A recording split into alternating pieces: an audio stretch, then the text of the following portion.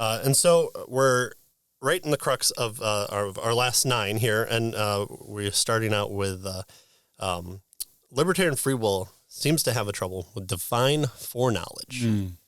So God exhaustively and infallibly knows all past, present, and future events that transpire in his creation. Pretty standard idea of God. He kind of knows all things. He knows the future. He exists outside of time, and so he kind of is able to look down upon the timeline of creation in a way that we can't really fathom, but we can kind of get it in our heads that, okay, he doesn't learn things. He's kind of looking down, and he knows it in a special way that only God can kind of know. This is known as the doctrine of foreknowledge. So something that's built up that is almost a characteristic of God here. But according to libertarianism, unfortunately, our free will is indeterministic, and one could have always chosen differently than he did. So how then does God know what his creatures will choose? If we come to the fork in the road, we have the right and the left. Let's assume that those are our only 2 choices.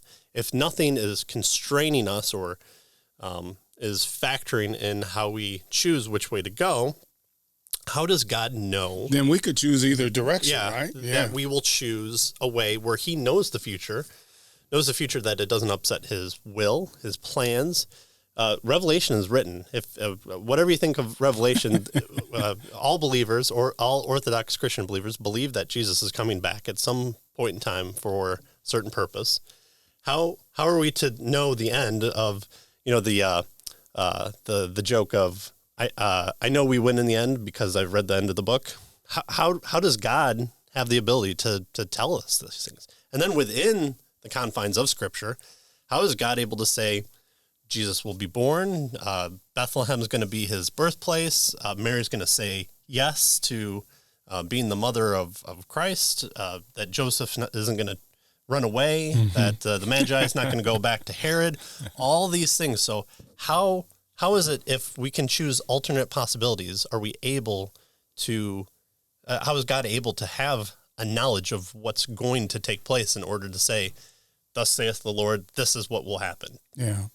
So that seems to be a really serious problem, right? I mean, here we say that God knows all, and so he has foreknowledge of what's going to happen.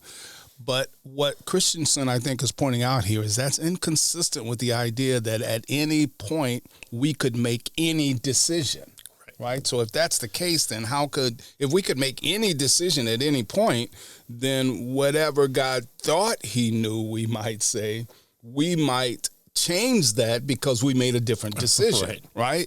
So it gets, so the problem is the future cannot change the fixity of God's past knowledge, right? He knows it. That's what foreknowledge is all about.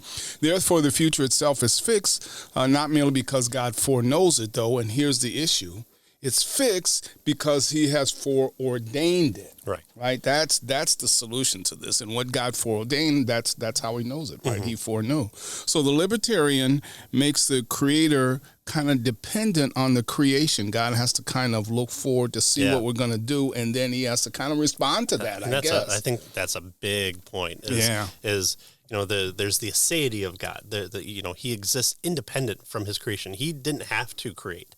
But here, there seems to be a knowledge type where he has to let creatures do kind of what they will, and he kind of maybe bats them back in, like you put the bumpers up when your kids are just learning to bowl. Well, he can't do it too much if they have libertarian free will, right? Because now he violates their free will at some point in time.